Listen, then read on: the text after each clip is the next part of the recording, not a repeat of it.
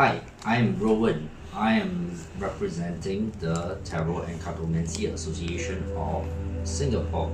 Basically, we are an association which helps and promotes the development of tarot and various forms of cartomancy in Singapore as well as for Southeast Asia.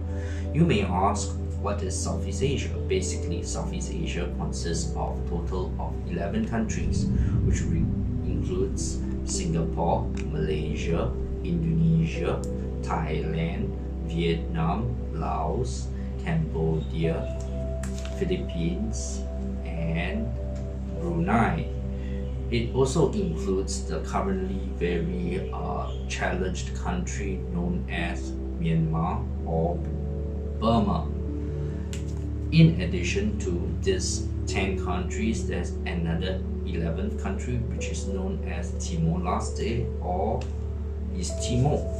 So with the various tarot artists as well as tarot personalities of Southeast Asia, such as Lina Narcisco from Philippines and Mr. Phil No, as well as Mr. Hendry from Indonesia, we have come up with this brilliant SEAMS Tarot, which is Southeast Asia Myths and Stories Tarot. Why did we choose the stories known as myths or stories? Basically, tarot is a very good storytelling system, and we have chosen myths and stories from all over Southeast Asia presented in a tarot format such that it can easily relate to people who are using tarot as well as metaphysics. It also showcases that stories can be told using tarot, and tarot is not just a system which is used for fortune telling. Because the theme of this conference is about the High Priestess, which is the keeper of secrets or the person who tells many stories. So we have also decided to showcase some of the cards which I will discuss from the SEAMS Tarot. The first card which I want to highlight is this particular card, which is that of the High Priestess. This High Priestess of the SEAMS Tarot represents the person known as Kartini. Kartini is an Indonesian princess. She has been doing much work to promote the study of school and education for young women in Indonesia. She, being well versed in Dutch as well as getting the support of her father, who is the king, managed to start schools in Southeast Asia as well as in Indonesia. So being a forerunner and educator of women and advocacy of women's rights in Indonesia, I have chosen her to be the High Priestess of the SEAMS Tarot deck. Moving on, we have another card which is of choice and communication. It is the card known as the Lovers. This is a story about a mermaid and as well as that of a fisherman. Basically, a mermaid princess who fell in love with a fisherman and wanted to bring the fisherman's soul to live with her in her underwater kingdom. However, the fisherman was not fully in love with that particular mermaid princess and resisted.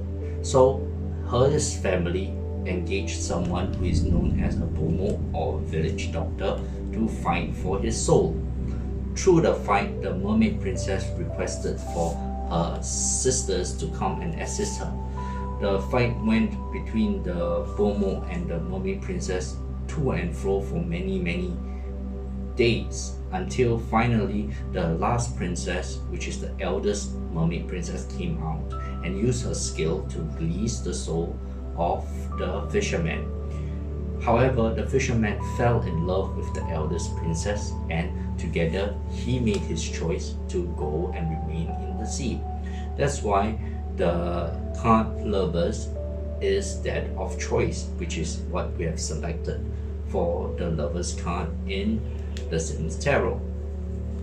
Another story of love is that of the Judgment card.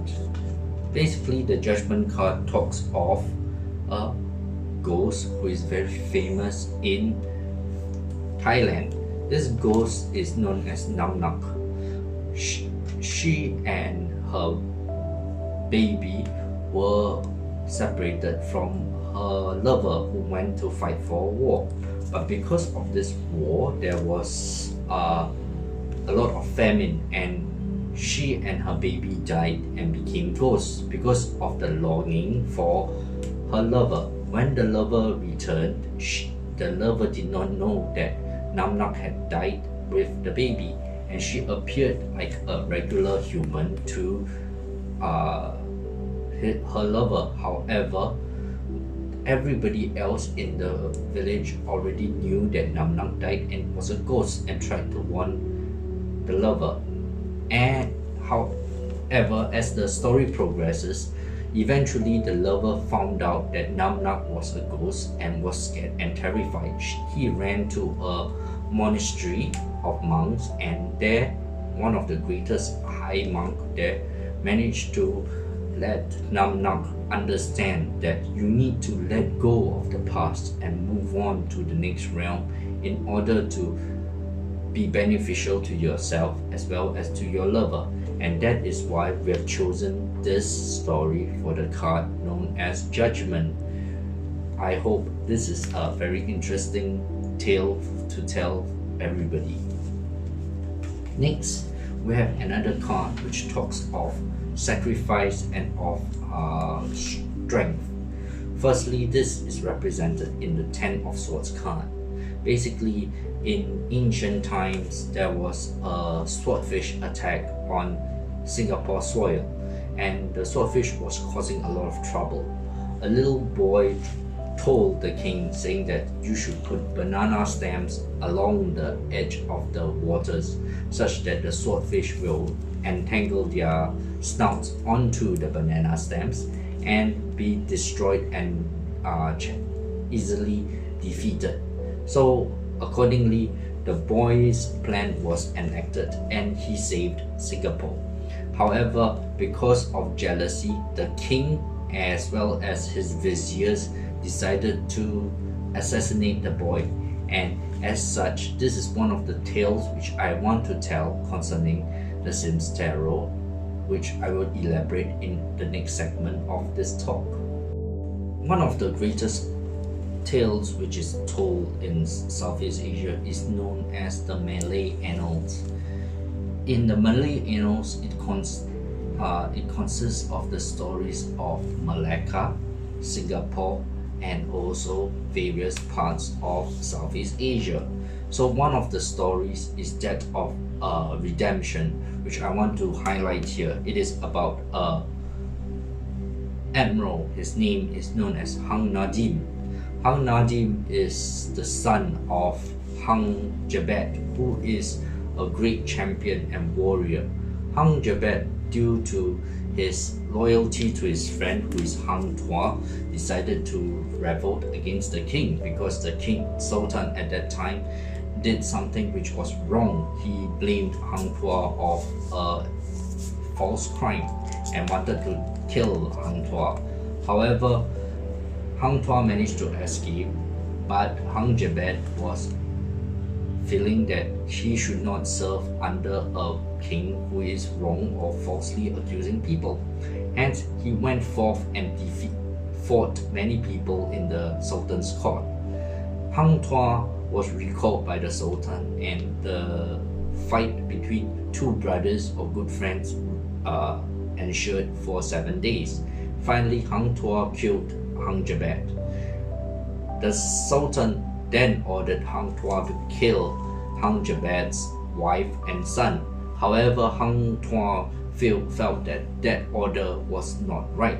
Hence, he escaped with Hang Jebat's son and wife and moved to Singapore. The son of Hang Jebat is Hang Nadim. Through redemption, Hang Tuah decided to raise Hang Nadim, and he became one of the greatest warriors. This card, which is the Eight of Swords, shows Hang Tuah passing the torch or the strength to Hang Nadim and him setting out to fight against the Portuguese invaders in Malacca. The next card I want to highlight is a unique card. This card is special for Singapore. This is a temple which has 3 different types of gods from 3 different religions. One of them is one of them is Tua Pek Kong. Tua Pek Kong is the king of the god of wealth and one of the chief gods, which is of the Hokkien people. The other one is known as Ganesha, who is the god of beginnings and of removal of obstacles. The last one is known as Datuk Gong. It is a spiritual god of ancient Malay tradition. Before the Muslims or Muslim tradition came to Southeast Asia, the Malays in Southeast Asia were more inclined to that of Hindu spirits as well as natural spirits. So many a time they will worship natural spirits and call them Dato, or create shrines for spirits like Dato Kong. So this story or this particular temple is special because 3 good friends or 3 fishermen one day found some gods or some god statues which were along the beach. So they decided to make a shrine to these gods, and these gods have 3 different types of religion. One of them is like what I mentioned, Tua Pek Kong, and the other one was known as Ganesha, and lastly the third one was by the Malay fisherman who was known as Dato Kong. This temple is very unique because whenever you go to the temple and ask for lottery numbers, many a times many people manage to strike lottery and have prosperity. Hence, I've decided to choose this card as the 3 of Pentacles. Another great hero of Singapore is known as Bangda. Bangda is a laborer. One day he managed to find great strength when he captured a jinn. The jinn granted him great strength and as well as ability to do many great deeds. He wanted to change his life, and with his great strength he helped many other people who were of his village. As time grew, the Sultan came to know about Bangda's power, and one day Bangda came to the Sultan's service and was asked to launch a boat when many men tried to launch it and was unable. Bangda easily launched the boat and became the Sultan's great right-hand man or bodyguard and champion. One of the greatest challenge was when the Sultan of Sri Lanka decided to send one of his greatest strongmen to come and challenge Bangda for his great strength of feats. So one of the challenge was to lift a great big stone which was known as the Singapore stone. The man from Lanka only managed to lift it, but Bangda managed to lift it high up on his head, over his head, and throw it to the side of the Singapore River. As such, he shows his strength and loyalty to the Sultan, and at this moment, a fragment of the Singapore stone is one of the greatest treasures of the Singapore National Museum, and you can still see it in the National Gallery in Singapore.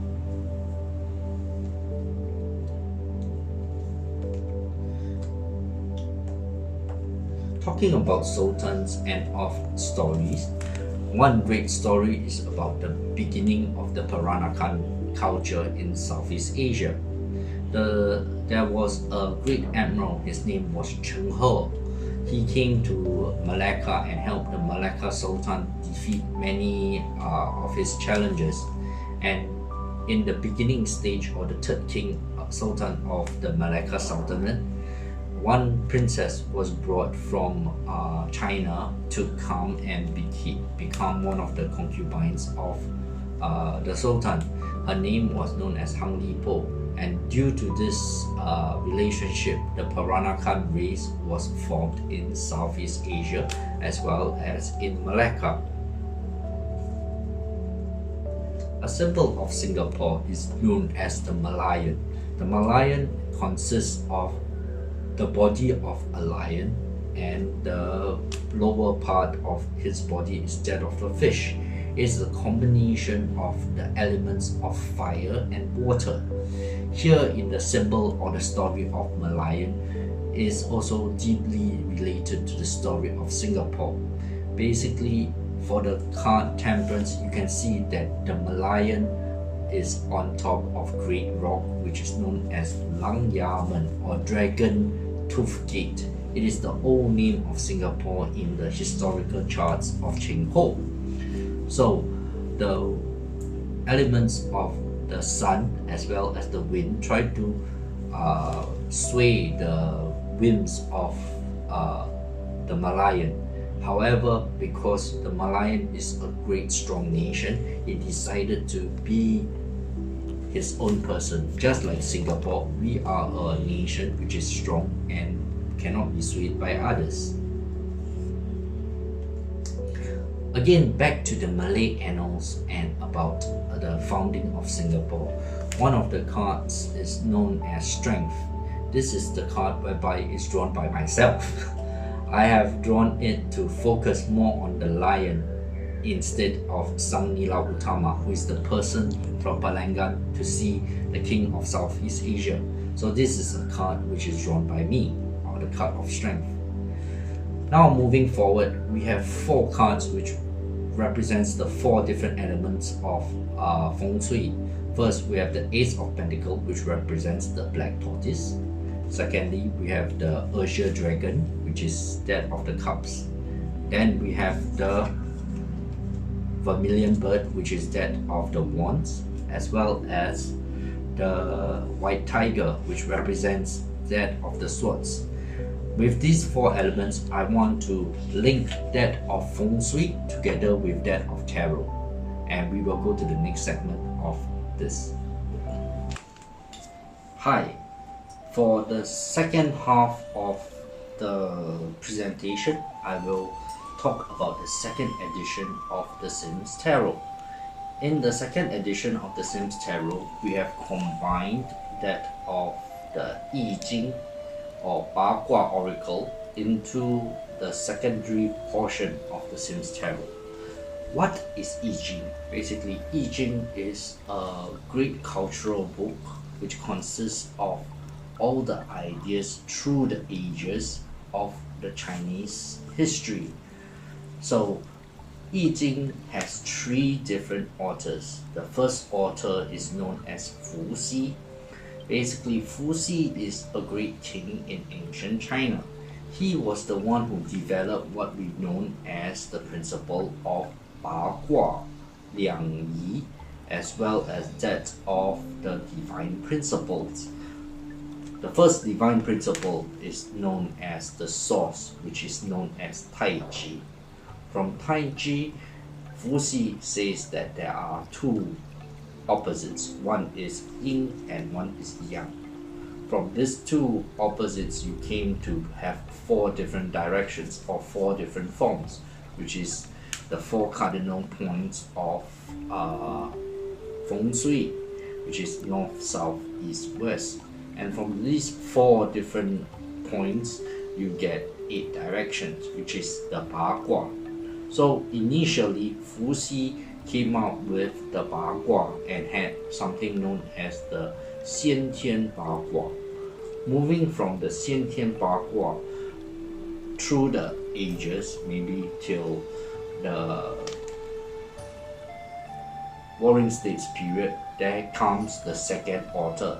The second author came up with the I Ching. His name is known as Zhou Wenwang.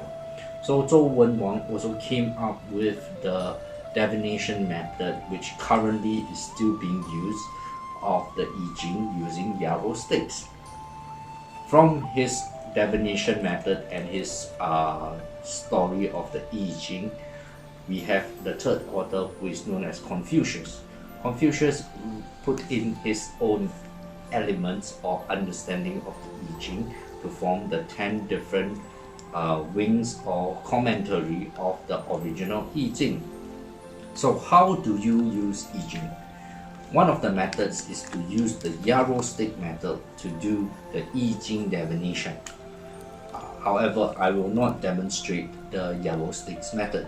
What I will demonstrate is the coin method, which is to use 3 different coins, which is like this. Okay, so because the I Ching Bagua actually came from what we see here, which is a tortoise shell. You have 8 different directions from that of the tortoise shell, and so from the tortoise shell they decided to use the I Ching, which is the Bagua itself.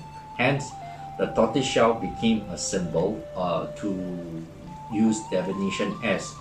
And for the original method, it is to put the coins into the tortoise shell, ask your question,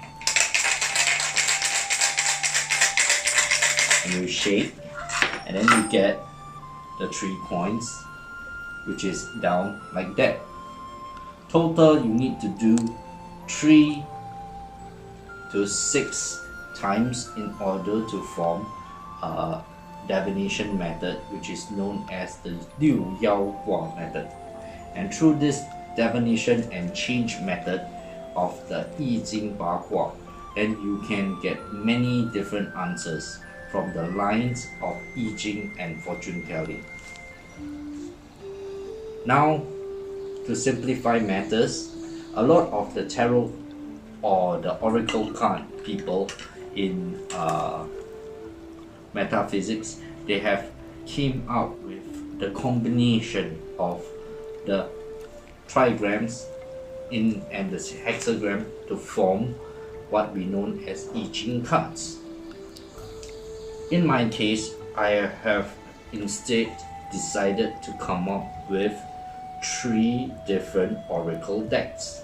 These 3 different oracle decks consist of Distant Light, Silent Dreams, and Night Gold. Each consists of a total of 9 cards, which represents the 9 different elements as well as a center card. And each of them represents that of the 3 principal qualities, that of heaven, Tian, that of earth, Di, as well as that of human, which is Ren. So what is the principle of Tian? Basically, the principle of Tian consists of the understanding of what has gone in the past, what you are born with, and what are the elements, which is that of weather or circumstances which has come before. Then we have the central portion, which is that of Di. Di consists of the portions of current methods, or what is going on with the terrain, or what is the flow of matters due to the environment which is around us. That is represented by the silent dream portion of the Bagua oracle. And finally, we have the third element, which is that of the night goal element. This is of the human, of the actions, what we can take from this and move forward from it. The night goal element consists of that of advice or actions to be taken, or what is the possible change which can come, merging that of the past, the present, and a possible future. Many a times I have advised people saying that we do not consult and tell people what is the future. Basically, we can only tell them a possible future based on the omens of the present. If we pay attention from the omens of the present, we can chart a proper and better future for ourselves. This is the use of both tarot or any other divination methods. Now we will go deep into the understanding of what is the oracle or Bagua oracle cards. So simply put, the Bagua oracle cards each consists of a total of 9 cards, which represents that of heaven, earth, and human. So these 9 cards have also individual meanings, which I will go through at this moment in time. We will start with the first element, which is that of fire. Numerologically, fire represents the element known as fire, which is that of a burning bush, that of a sun, or light which is shed on the earth. It is also the card which represents a need to prove oneself or a test period for one to go through. It represents that of summer and of clarity. In the family, it represents that of the middle girl of the family. The next card which we want to talk about, or element which we want to talk, is about thunder. Thunder represents that of a lightning, void, or a thunderstrike. It happens in an instant, and it is that which is swift and cannot be predicted. It shakes up the situation of what people are going through. It represents that of the eldest son in the family and is the season of spring. Following that, we will look at the wind element. Similarly to the thunder element, it is that of a formless form. It is without direction and totally unpredictable. It has mutable nature of that of the wind and of things which has no plans. It represents that of the element of wood, as well as that of the eldest daughter of the family. This is a transition period between spring and summer. It is the end of spring and beginning of summer. Following that, we will talk about the element known as water. Water in this sense represents that of something which is formless, and it shapes matters with soft energy like that of a river. It is of a young element or positive element, which represents that of the middle son in the family. It is within this element you will find that season of winter which appears. Next to water, we find that of the mountain element. Mountain element represents that of unchanging and steadfast and steady. There is a saying known as 稳如泰山, or being as stable as the mountain. When you get that of the mountain, it is stability and steadfastness. It represents the season, which is the end of winter and the beginning of spring. The next one we want to talk about is that of the earth element. The earth element represents that of the mother, that of grounding, that of family. It is also the season of end of summer and the beginning of autumn period. It is a harvest season. From the mother, we go to that of the father. The father is represented by that of heaven, which is Tian.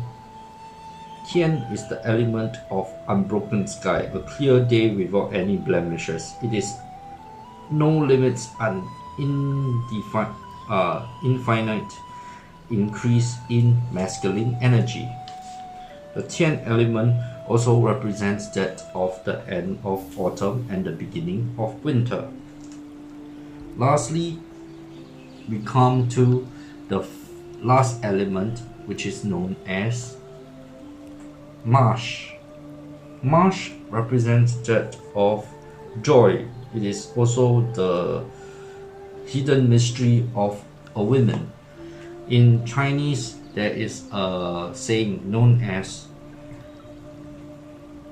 窈窕淑女, or pretty girl is that which is the element which many guys want to seek out for, or to understand the whims of a pretty girl brings joy to many people. So the marsh represents that of the little sister of the family, and is also the season of autumn. Specifically for the oracle deck which I have designed, instead of having the 8 cards, I have included one last card which is unique to the oracle system which I have. That is of Tai Chi, which is the center. Tai Chi represents that of point which is of the center or heart of the truth of many matters. It is also looking and introspecting, combining 2 elements, your outer self as well as your inner self, to become one.